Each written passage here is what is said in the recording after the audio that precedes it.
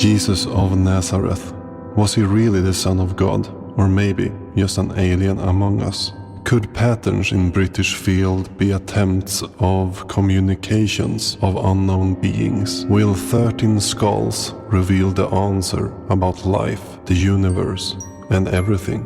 Join us on a mission already in progress.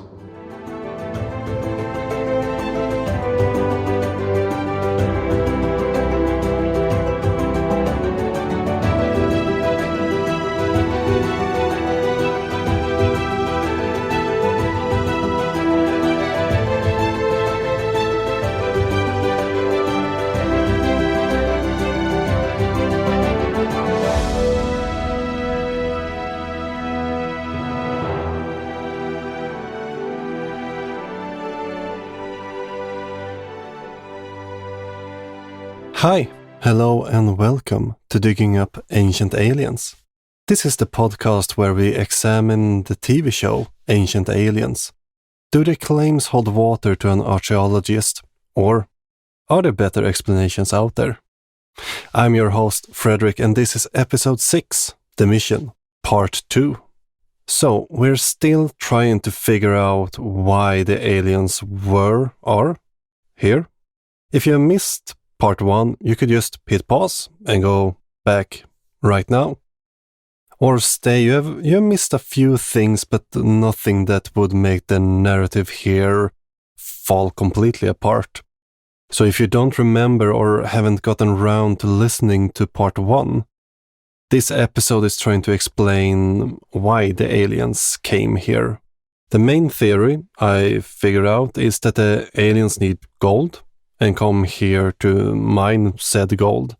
The whole episode is mostly centered around aliens creating humans as mining slaves, since they didn't want to do all that hard mining work. It's easier to genetically breed a new race to get some slaves. They have not really presented any other ideas than the mining theory, so they're sticking to that. Remember that sources, resources, and reading suggestions are attached to the show notes to this episode, and of course you can find them on our website, diggingupancientaliens.com.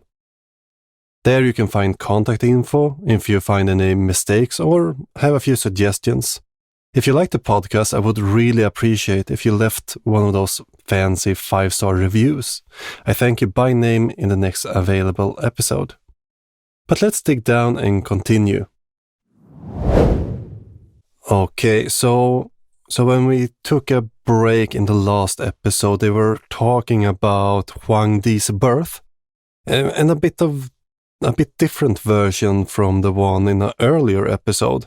So if you don't remember, Huang Di's mother was picking fruit on a mountain in its clear blue skies, and one of the sky gods saw her and came down in form of a thundercloud.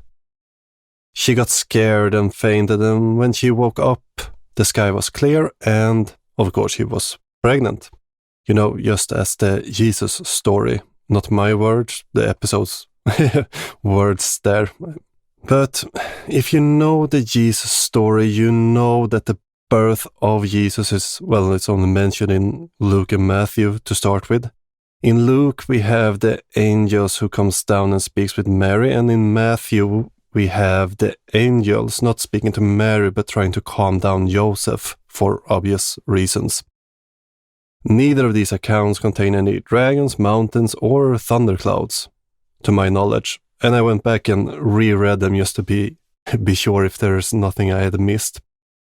So, I would say that, except for angels coming from the sky, that the stories are quite different in quite many different ways.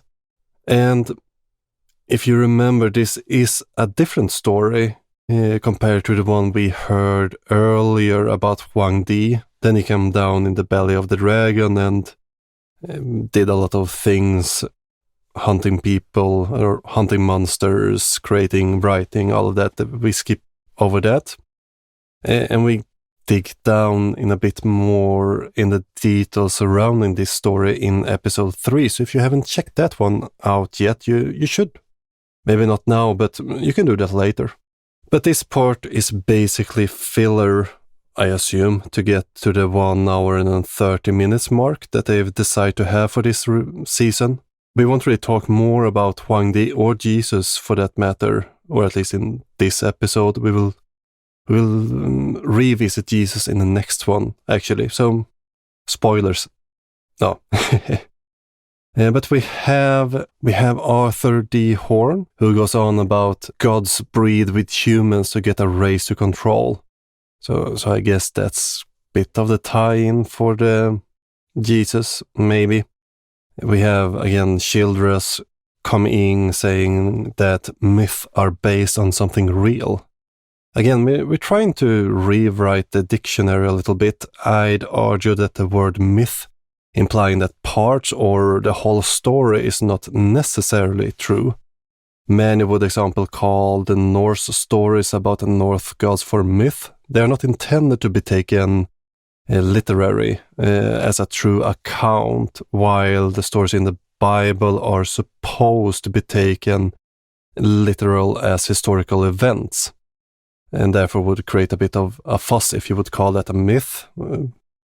I would maybe argue for the latter, but anyway, could there be a grain of truth to some of the myth? Sure, but saying that all myths that Childress seems at least to imply here are based on reality would mean that he have redefined the whole word myth. But we go on talking about different themes in myths, such cataclysms of some kinds. Usually there's floods or fires or something else that's really scary.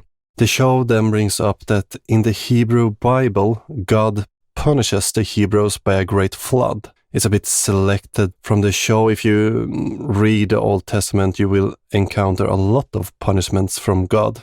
I started to compile a list with different events, but it started to grew a bit too long for our show here.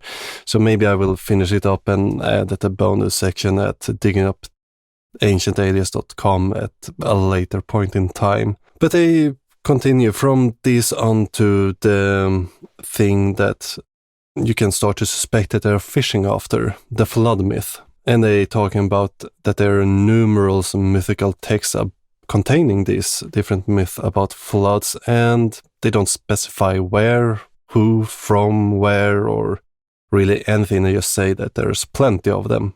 Trust us on this one. And I do know that there's quite a few flood myths floating around. Are they all identical? Well, no, not really. They are not identical. Things differ. Some of course are more alike than others. And would we really think that it's really that strange that a concept like flood might repeat all over the world, especially in areas that's prone to flooding? We generally don't see this type of myth in areas that don't have floods. For example, in Central Africa, there's none story whatsoever. Same in deserts all over or in very mountainous areas. The floods myth are really rare. But closer to the coastlines, yep, there's usually plenty of them instead. And why shouldn't it be? Floods are quite scary phenomenon even today. Imagine what it might have been thousands of years ago when you couldn't really predict these, or even had any sort of way to predict basic weather like we have today. Even if we still get mistakes, we're a lot better than controlling our environment than thousands of years ago. And some myth might have inspired later writers, not all. For example, Narragansett and Ojibwe myth are quite different, and these are Native American tribes. I'm sorry for any mispronunciations there, but they are quite different even if they're both flood myth. But on the other hand, Ojibwe is closer thematic to the Gilgamesh or Noah stories, but let's compare that to stories from the Popol Vuh or Gylfaginning that differ completely from the others. So yes, there's flood myth from almost all continents, but it would be dishonest to say that they're all the same. Sure, they all contain some sort of flood, usually some people surviving, maybe angry god. But again, these are not that strange concepts for people back then, really, I'd say at least. We have a folklorist, Thomas Bullard, that talks about how some believe the gods to be interpreted as aliens, and there's usually a rift between them at one point. I mean, sure, aliens might be perceived as God if they were to visit, but as far as the show has gone, they have not managed to prove that the gods in fact are aliens in the stories. They don't even say why the aliens would be upset with the humans. For example, if the gods see a lot of sins, or as one, the Egyptian story, the gods were just annoyed with the people because they were too noisy. But why would the aliens want to drown the whole world? Early in the episode, the aliens actually had nuclear weapons. Would it be not more efficient and easier to use them than flooding everything in hope that the things they want to survive survives? But during the end of the flood myth portion of the episode, they start to display pictures from Tollan that was under control of the Toltecs. The site was founded around 400 BCE and was used up to around 1150 CE. Then I almost made a spit take, since the narrator comes in and say, quote, "Take, for example, the Aztec and the Mayans. By the year 1500 CE, they had vanished. But why? Was there natural disaster of some kind, or another outer-worldly explanation?" And I start to wonder, are they serious? Are they really serious here? By phrase here, are they going to completely gloss over the Spanish conquest and the fall of Tenochtitlan in 1521? Or maybe Cortes is an alien according to the AA people? Alright, sure, it depends on how you maybe define the word alien. I know that some sense alien can mean somebody from abroad, but alright, let's see what they really have to say here. So we have Childress here again that's saying, "Somehow it all came down to a catalytic event. The world as we know went under. Tidal wave washing over the land and megalithic buildings stop. In Peru, giant blocks are abandoned all at once after quarrying." And yeah, they're going to gloss over the Spanish conquest completely, apparently. I'm not sure why. We don't really see any tidal waves or things like that would have covered the whole Mesoamerica or South America for that part too. Even the Aztec, there are some apocryphic stories about gods returning from the sea that apparently was part of the Spanish actually making the conquest so quick and rapid there, but they ignored that part completely. I would have thought that they would use that. Well, the aliens had seen them and come down to warn them, but no, we instead move to the Mayan calendar. So according to scholars, the show claims, the calendar started on August 11, 3114 BCE, and the first calendar cycle ends on 2012, December 21. Why? Did the Mayans know something about our future? And I find it kind of cute that they're talking about the 2012 event. This show aired back in 2010, so it was relevant back then at least. Now, if you would ask the 2012 people, they rather keep quiet about that. But Childress is talking about the Mayans having knowledge on advanced cataclysmic circles on Earth. They really like that word, cataclysmic. Not really thinking about that, calendars usually are in cycles. Maybe Childress is so woke that time is a flat line for him. But at the same time, I can't picture him under a blanket every new year shaking that the time is coming to an end.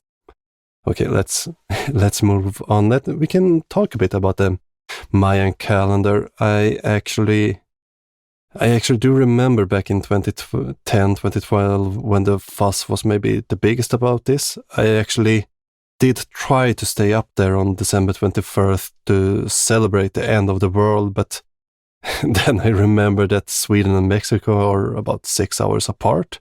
So I went to bed instead. There was no end of the world, or well, if you ask some of these 2012 people, the world actually did end, but in a spiritual sense. The spirit left our world. So it's basically dead to them, at least. It's a little anecdote, at least, but we have to remember that the Mayans did not have just one calendar like us. They actually had several of them. So the two that was most used in Mesoamerica, the Holy calendar that have 260 days, each one with a unique day name, Y260. We're not entirely sure about this, but it actually ties quite nicely with human pregnancy, and that could be the origin of the calendar, a quite basic biological one. And I find it quite cute in a sense that they based this on the human pregnancy cycle. We then have the solar calendar that most of Mesoamerica, well, except for the Mayans, actually used. It had a year-bearer system. The Mayan solar calendar is called the Hab, and it has 18 months with 20 days in each month. The month had individual names and the dates are numbered, just as ours. But if you do some quick math here, we have only 360 days here. The Mayans actually had a 19th month with 5 days that was called Vayeb. And it's viewed as an unpredictable time and quite dangerous, so you didn't want to do anything important here. You wanted to stay indoors and wait for this scary, unpredicted time to just go by. We then actually get to the famous calendar, the Mayan long count calendar, the one that they are talking about in this episode. And as their society grew more complex, so did their need to also record history and different events that took part. So the Mayans, to solve this, did create a long count calendar. If we look back at the year-bearer system, you could only record events in a 52-year cycle. And then you started over at 0, basically, which make it quite tricky if you want to record something more than 52 years ago. It's easy that the day starts to sync together, and that's a problem for archaeologists today to figure out what year it actually happened, because you can't use the year-bearer system. But this long count calendar did start, as the show say, on August 11, 3114 BCE, or rather at the 13th Bactun. So the long count calendar is divided in kins, or as in English, days. And 20 kins, or days, makes 1 month, or vinal. So 360 days is a year, or tune. Here's a bit weird. For some reasons, the Maya did use 360 instead of 365 as their basis for a year in a long count calendar. We're not entirely sure for the reason behind this, but it's actually how it is. It wouldn't help a farmer, but maybe it's some spiritual reason behind this. But we then move on to 20 years. That's what they called a katun, and 400 years, then we have a Baktun. So the Maya start date for the calendar is in the 13th Baktun, so 13 times 400 years. And we are now in what they believed, the fourth creation. In the Maya creation story, you have actually 3 attempts before the gods got it right. But the years still start at 0, but the fourth creation, start at Baktun number 13. The Maya also used the distance number to keep dates neater on stelas especially, and to discuss multiple events in history. They also have a calendar that they call something like the 9 Lords of the Night, which could be, or it is a lunar calendar. And it's quite complex, and the name's actually a bit misleading due to earlier scholar and research. It would be actually more correct to say that the sky was divided up in 9 sections, who in turn then were ruled by 9 different lords. So it's referring to the 9 section and not really the lords themselves, even if that sounds a bit cooler. The 9 Lords of the Night, that would be my death metal band name. It's actually quite catchy in a way. The narrator then chimes in with that aliens left behind the Mayan calendar as an ancient warning device, maybe? Could they have left other warning devices? Why was it important for ancient civilization to track the stars? Well, for one thing, if you are an agrarian society, it's quite important to know when to take care of the fields, to sow, to harvest, and everything surrounding this, and you need to keep track of the different periods and when it's best to do the different things. So of course keeping track of the sun would become quite important for this society. And would it really be that strange to assume that keeping track of the sun maybe evolves into tracking the stars? There's not really need for aliens to explain why they have astronomy. Without astronomy, the agrarian society would have a quite tricky time to evolve. So while they are talking about why people would look up in the sky that long ago, we actually got a quick shot of Stonehenge. And I started to wonder, will we actually have our first European alien? We then meet Robert Schooch again, who's talking about megalithic structures in general, and that we often find them aligned astronomically to the stars or to the sun. And he claiming that Stonehenge is basically an observatory, and he's asking if it could have been used for religious activities or just stargazing. We then move on to, we actually meet Sarah Seeger, who is a quite accomplished astronomer and even has her own equation. I can't really find that she should have any ties to the alien movement, but anyway, Seeger says basically that it's not a surprise for us that people in the past had this knowledge, and I couldn't agree more with somebody in this series. It actually would be almost more weird if they didn't have this kind of level of knowledge back then. But the narrator jumps in and breaks off Seeger's thoughts there and moves on to saying, why was the ancient man so fixated on the sky? Was it to help farmers, or another more profound purpose? Could they have been an alien GPS? We then move on to Nabta Playa, Egypt, and one of the stone circles there, that's actually one of the oldest astronomical sites and was found as late as 1974 by Fred Wendorf. And as I said, it's a small stone circle. And for the first time in this episode, we meet Mr. Boval. And he talks a bit about this stone circle and that they're using strange rocks. How strange? He don't specify. And the date of this circle is to 5000 BC, so it's 1,000 years older than Stonehenge. And we are supposed to be impressed by this, I assume.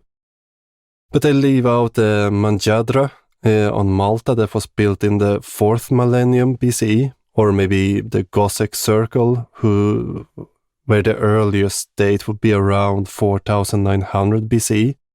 Yes, the circle at Nabta Playa is probably the oldest remaining evidence we have, but at the same time, it's not built in a time or in a way that would make us really question that the people living there could have made this. Nabta Playa have supported populations of different kinds since at least 10,000 BCE, with evidence of early curse start to pop up around 6,000 BCE. So again, it's not just that this site beamed or appeared all of a sudden from outer space. It's part of a larger area and context, and part of a population that lived and evolved there for over thousands of years. And the show goes on saying that the people who built this site must have been very sophisticated astronomers that were tracking stars over thousands of years ago. Well, to track stars, you don't really need that advanced equipment. Sure, a telescope will make it a lot easier to track the stars and measure and see what's going on. And of course, a space telescope would make it even easier. But you could do it basically by putting a rock where the star goes up and one where it goes down, and track how it moves with sticks and other rocks. All you need is a lot of patience and a good set of eyes, basically. Also, not so much light, but in a time before electricity, well, if we go back to episode 1, the ancient aliens theorists thought that there was a lot of electricity during this era. Anyway, we didn't have that much light pollution, which of course makes it easier to see and track stars. We then move to the year 1994, and the narrator says that the Nabta Playa took on a greater importance due to Robert Bauval, or French Lex Luthor, announced a discovery at the Giza Plateau. The Great Pyramid Shaft. We touched on this in episode 1. No, episode 2 it was, sorry. Episode 2. And here, there are not part of a electrical device. No, they're aligns perfectly with the stars in the sky. So the southern shafts align to the belts of Orion and Sirius, and the northern ones to the circumpolar stars. As an engineer, he thinks that it's basically impossible that they could design a pyramid or these shafts to meet these stars. And he also proved that the pyramids are laid out in order to match the Orion's belt, except for he hasn't. They don't really say what the evidence is, and maybe it's non-existent, but Bauval's Orion correlation theory has been mainly or largely debunked. The stars have never really lined up as Bauval claims. If you, of course, as Bauval did in his book, you flip the pyramid upside down and don't tell people that you did, then they sorta, kinda lines up if you squint a little bit. And for the pyramids to match up with Orion's belt, sure, but anything in 3 could theoretically also line up. I'm not really sure here. And the narrator continue, is it a religious or stellar message? Is the Orion's belt the birthplace of stars? Egyptians themselves believe that the gods descended from the stars. Again, we have this claim that the gods were descended from stars. There's no trace of it in records outside the ancient alien bubble, really. If we look at the Egyptians, water is the thing that brings life, and all their creation myths really take part in the great void that themselves say is water. Nothing else there really. It's not the sky. That would not have made sense for the Egyptian person. because, well, there's not really much life up in the sky, but in water, yeah, there you have life. And from Boval's theory here, we go back to Mesoamerica, and they start to talk about the Cholula pyramid. The narrative says that it's the largest one in the world, and it's more than 3,000 years old, and it took 1,400 years to complete. So, all right, the construction started around 200 BCE for, well, the first phase. So they're wrong there by about 1,000 years to start with.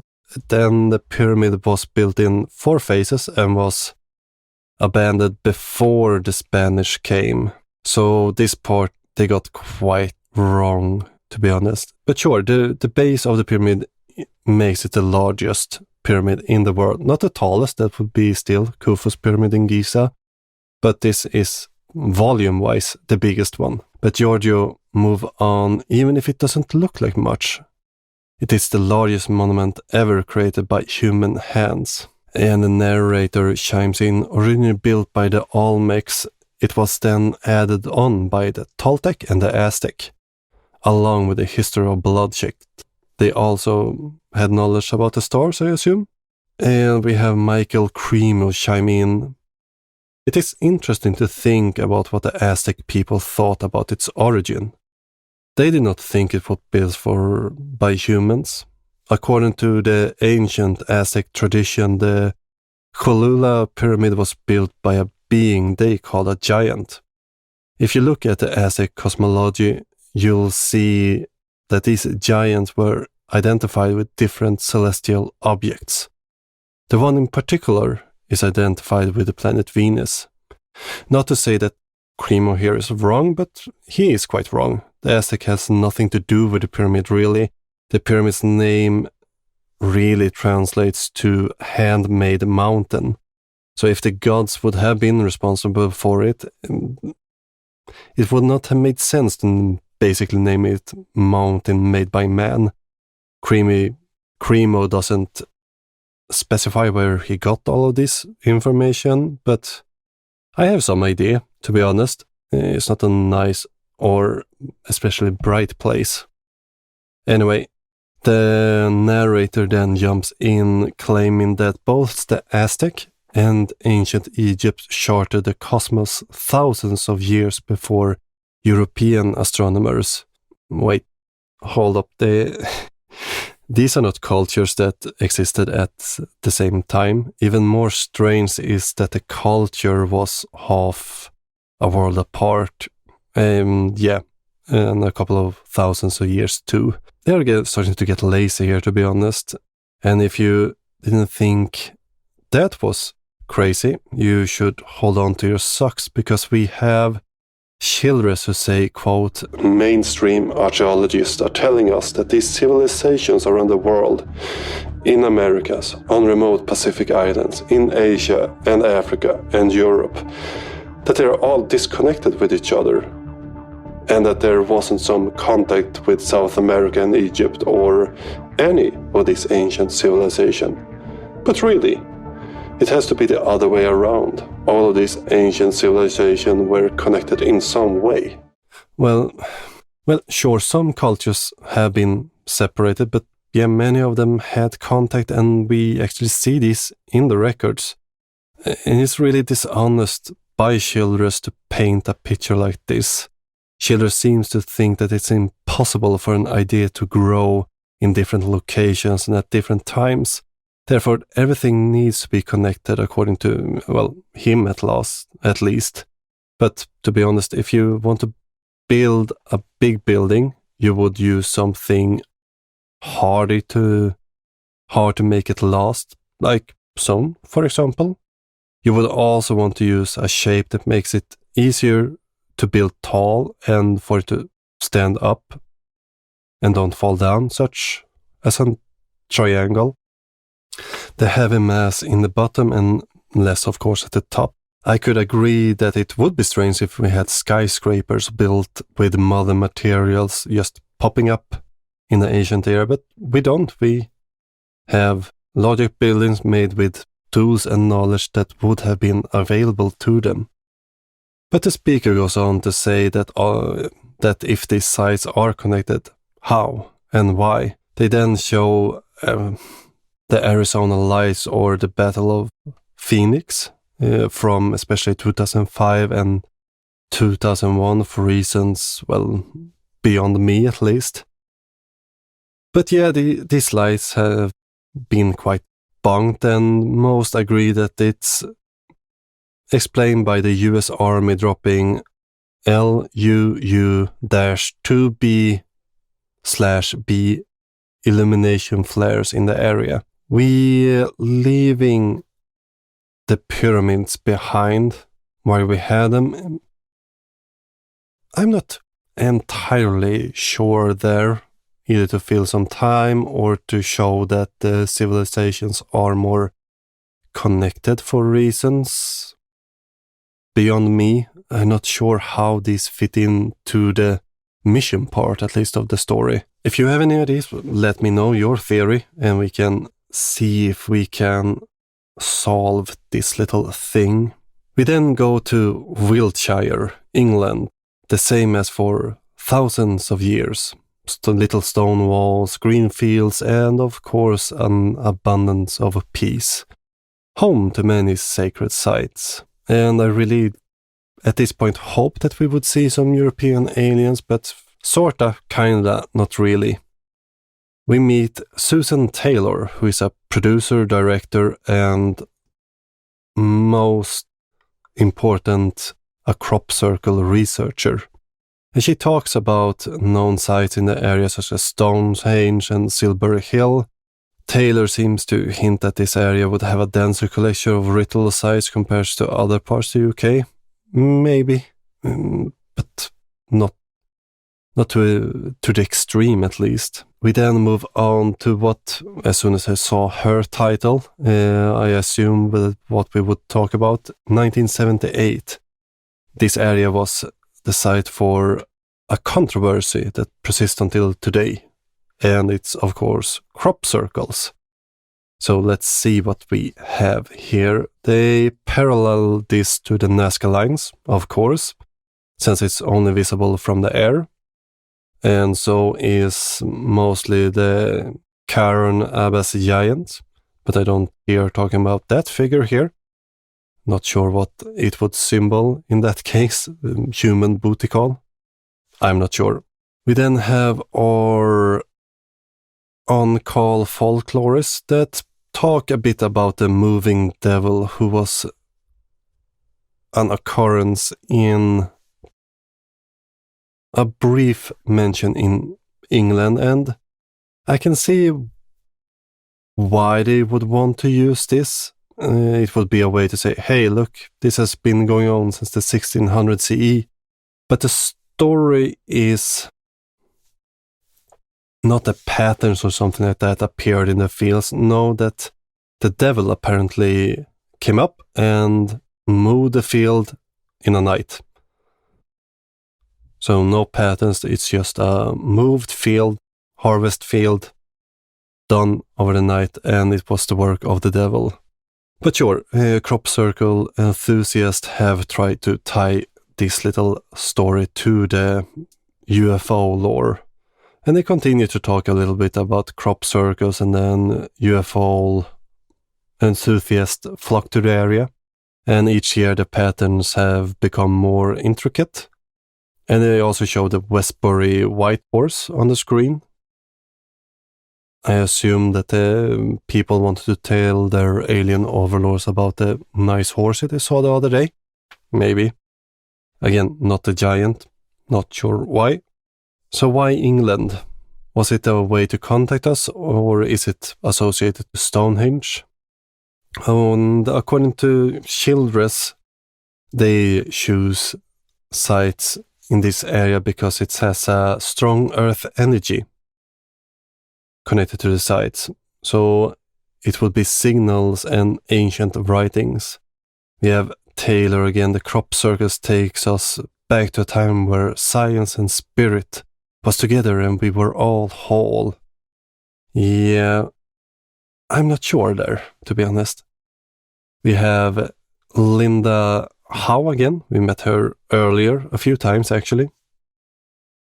And she is scared when she sees this circle. Our entire relationship with the universe and quantum physics, in all of its complexities, have been pushed hard by crop formations alone. So scientists, according to Show, have struggled to find an explanation for the phenomenon until 1991, when two pranksters stepped forward, Doug Bauer and Dave Shorley. But some researchers are skeptical of how two elderly men could do this. Taylor even called this a disinformation campaign, forgetting that they actually were not always old. They just old then. And remember that it all started in 1976, when they are quite a lot younger than they were then, at least. And this still pops up today all over the globe. Some might be done by pranksters, they admit that, but the prankster circus are sloppy and easy to spot. Expect that the most intricate are made by an artist actually specialized in this called Johan Lundberg. But after studying soil samples and grain dispersion patterns in the disturbed farmland, researchers concluded that this would be impossible for all of these designs to be man-made. This is brought up, but nothing more. And then they move on to William Levengood, who claims that these circles were made by spinning plasma vortex. Again, they don't tell you the evidence for this, they just state it, and you should just accept it, because we said so, I assume. We continue with Taylor claiming that in the real circus they have these strange things happening, like battery dies or cell phone who don't get reception or turns off. You know, spooky things. Yeah, things that happen to technology most of the times. We just remember them more often in spooky places, usually. But how come in and try to explain this with, might it be time travelers, spirits from another dimension, or advanced intelligence that's not even in this galaxy, because that's our only options? Or two elderly gentlemen making patterns in a field with simple survey tricks and a board.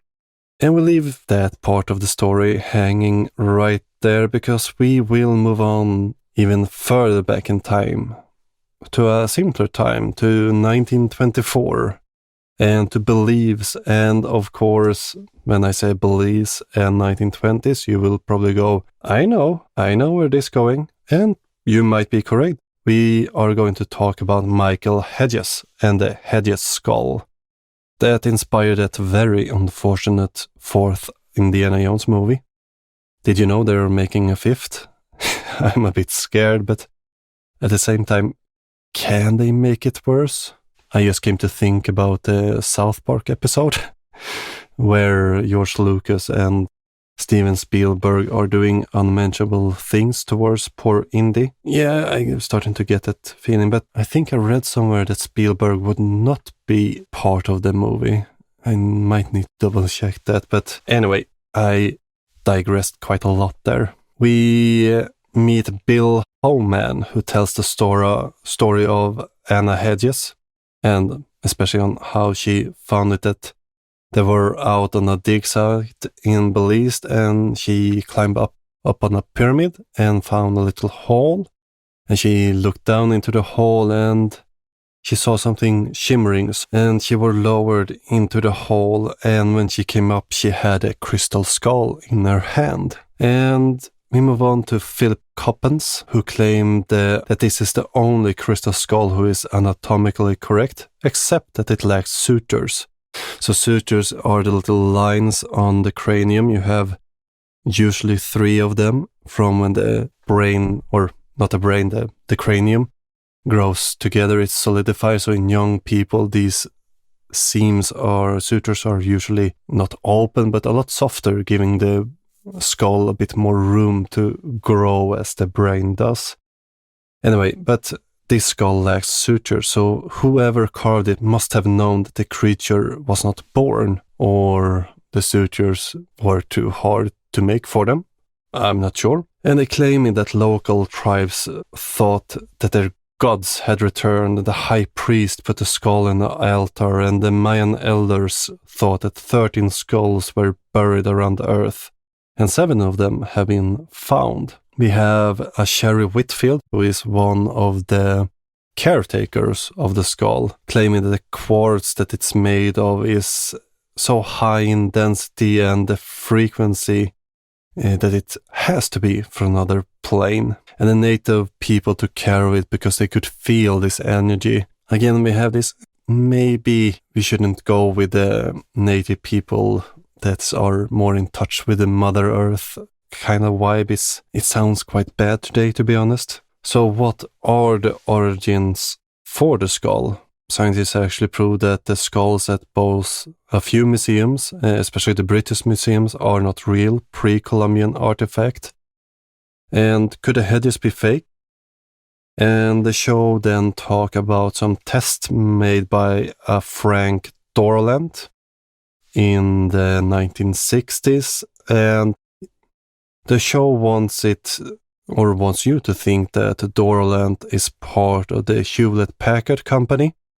And Frank Dorland, who was an engineer, did some unspecified test at the HP lab, but he is not a part of HP, and HP was not really a big part of this. They just got to borrow one of their laboratories. They also forget to mention that Dorland is a crystal healing proponent. I would say it might color his conclusion, especially during this time when the Hedges, who were still alive back then, didn't allow the skull to be tested with the modern equipment, which is quite good to know, especially when they claim that it was tested and proven real.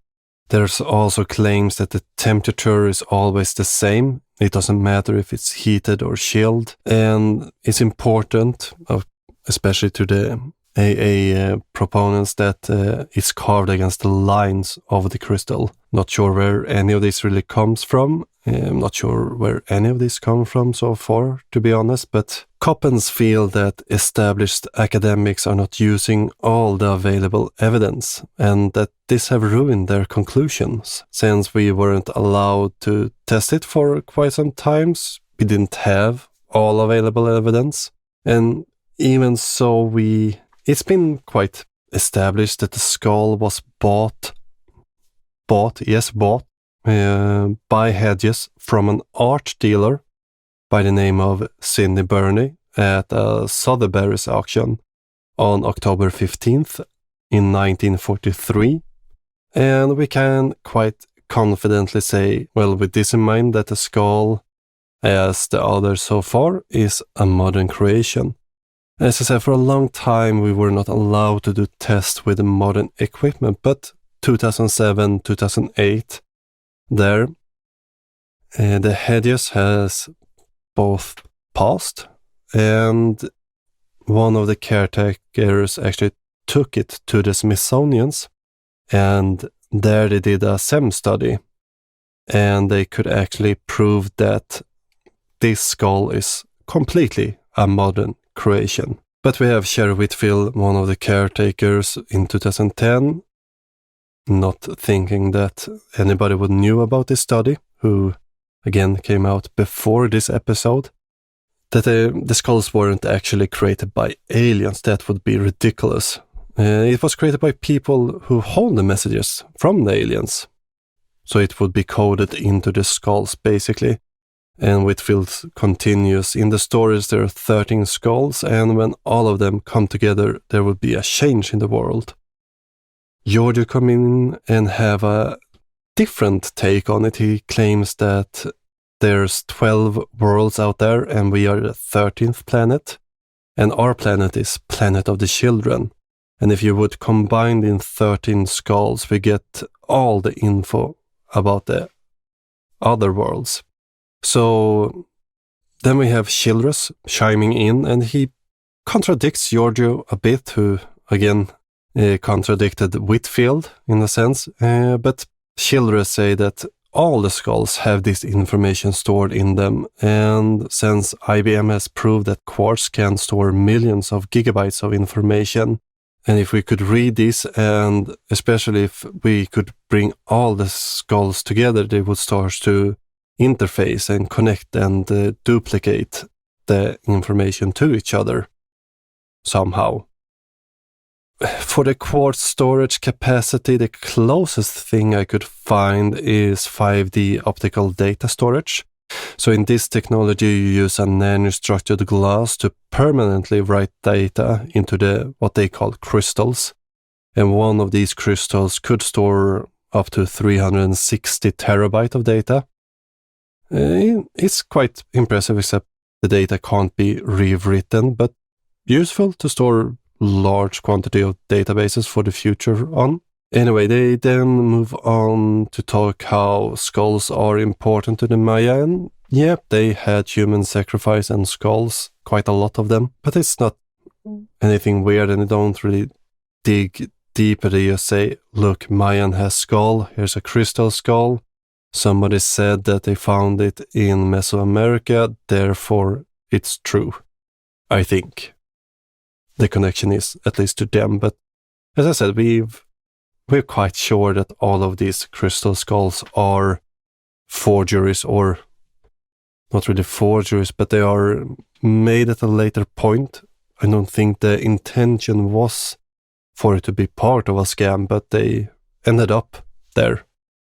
So, if extraterrestrial beings exist, where are they? And they then go on to talk about what they call the most leading scientist in the 20th century, Enrico Fermi. And sure, he did a lot of important things and things associated to Manhattan Project and other, but we meet Paul Davies, who is a theoretical physicist, who is basically explaining the Fermi paradox. Basically that if we have all of these alien civilization out there, where are they and where's the evidence? And we have John A. Ball, who is repeating the Fermi paradox. And that Fermi's paradox is a way to explain the lack of evidence of aliens despite the mathematical probability of their existence. And we have also Michael J. Crow, who's a professor emeritus. They don't really specify, but I think it was he's a physicist too there, but he's basically talking about the SETI projects and how it haven't yielded much evidence, and how it would actually sort of confirm the Fermi paradox. So all three sounds like a normal scientist, right? Nothing really strange so far, to be honest. But a few of them doesn't really fit. And if you're really into the deep end of alien theories, you might have recognized a few of the names. So John A. Ball has come up with his own theory as a rebuttal to Fermi's paradox, and he called that the zoo hypothesis. So basically is that we at planet Earth live in a zoo area that the alien has closed off and is living alone. So we could develop at our own pace, and I didn't really see this from the start either, but Michael Crow chimes in, and he's a part of the zoo team Zoo hypothesis too, and he comes in and tries to add things, but basically repeat what Ball just said. They were basically animals at a zoo. Linda Howells comes in and say that we're on a petri dish, being studied and not intelligent enough to eavesdrop on the observers. And then from this move on to talk about Lagrange points, named after Joseph Louis Lagrange, who was a mathematician and astronomer in the 1700s CE. Except that we looked into this point, and well, if the alien space stations aren't invisible, I guess we would have seen them by now, or maybe the claim is that the space stations are invisible and we can't see them. But the aliens would hide in these Lagrange points because scientists have said that that would be the most efficient place to stay if you would orbit Earth. We then move on to the jungle hypothesis. Ball again, if you go to the jungle where there's millions of ants, there's the chance that one of them would see a human is really slim. So Ball claims that we have not met aliens since the chances are too slim. And all of these are basically different variation of a special pleading, basically. We can't have aliens who constantly visit us and leave these vague clues about it, and then say that they're avoiding us, therefore we don't have evidence. This part, again, don't really fit with the rest of the episode and don't really make that much sense. Especially when you think about what they've said so far with all the evidence we have with the aliens visiting us constantly.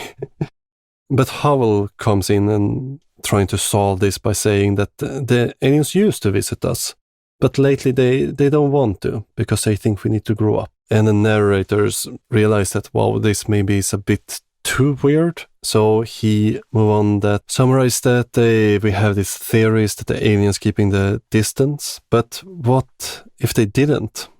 What if they integrated into the society? And I sort of wonder, will we meet the man in turquoise himself? And no, it did not get crazier at the last minute. It would have been fun though. It feels as they've hinted towards David Icke a few times now at least. But they basically drops it there. They're just hinting at it. Maybe there's all around us. But they're now coming into the last minute here, and according to the ancient alien theorists, the alien might have come here for many reasons: to mine, to breed, explore, or conquer. Except if they conquer, they did it quite lazily, I would say. Giorgio chimes in, it would be sad if we thought that we were the only species to explore the galaxy. Childress is going to end it with a bang here, so hold on to your seat. They will squeeze in a bit of crazy at least. Many believe that it only happened in the past, but there is evidence that they never left. That they have bases under the ocean and in the mountains. In South America is strong evidence that UFO comes out of lakes such as Lake Titicaca, where there's strong evidence that there is an underwater base. He then continuing, quote, the moon would have been a natural stop to Earth, and then NSA claims that it's naturally hollow. During the Apollo mission, the command module crashed into the moon, and then NASA said it rang like a bell. Bottomless craters are the entrance to the moon. The moon is an enigma. Was it brought from another solar system? Biologists say that life could not start without the moon. And according to Childress, it's proven that the moon is an alien base. You know, just like the Death Star from Star Wars, or that Nazi movie, what's it called? Dark Side of the Moon? Oh, it was a long time I saw that one. No, not Dark Side, Iron Sky. Yeah, that was a long time ago. So basically, Iron Sky. And alright, NASA should not maybe have said that the moon rang like a bell, and I seem to regret that phrasing now, to be honest. But no, the moon is not hollow, and we have quite a good understanding of the moon's geology. And the moon is basically more dense than Earth, so I'm not sure how they really get this, except for that little quote from NASA, unfortunately. Linda Howell then closes this episode out with the following quote. The government is suppressing alien visitation today. Oof, and that was something, to be honest. I'm not sold yet to the ideas presented in this episode. It felt a bit rushed, to be honest, in a way, and as they added a lot of fillers just to get to the 1 hour 30 minute mark. Because did we really need to repeat the Huang Di and talk about the pyramids again? But again, a different theory. all of them are supposedly true, which don't really add up. And these parts, they didn't really add much to the theory or the evidence, really. A vague support and filler, I'd say. And if I would put a rating, I would give the information provided in this episode 2 out of 10 trowels. The fun rating was a 3 out of 10 trowels. It was not super exciting, to be honest, this one. Let's hope for a more interesting and coherent episode next time. Remember to leave a positive review anywhere you can, such as iTunes, Spotify, or to your friend at the trench. Remember to visit diggingupancientaliens.com to find some more info about me and the podcast. You also find me on most social media sites, and if you have comments, corrections, suggestions, or want to write an email in all caps, you can find my contact info at the website. And we have some great news coming up. This maybe isn't great, but we will have the podcast bi-weekly instead of weekly, just to get some more time, and we have some actually interesting guests appearing. I will be more precise when I actually have recorded and have everything ready, but will be really exciting, and I really hope you will enjoy it. So until next time, keep shoveling that science. Have a great one.